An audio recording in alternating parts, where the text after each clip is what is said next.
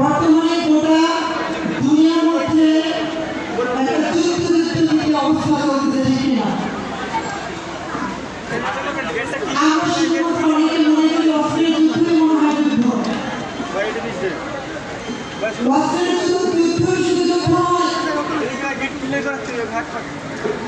অনেক আগে থেকে এক নতুন যুদ্ধ শুরু হয়েছে।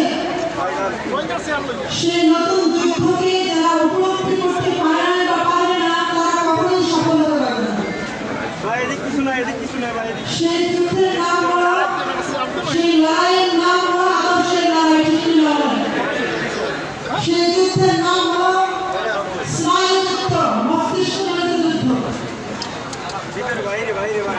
একটা বই আছে চিন্তা যুদ্ধ, আব্দুর রহমান দিলওয়ার সাহেব লিখেছেন।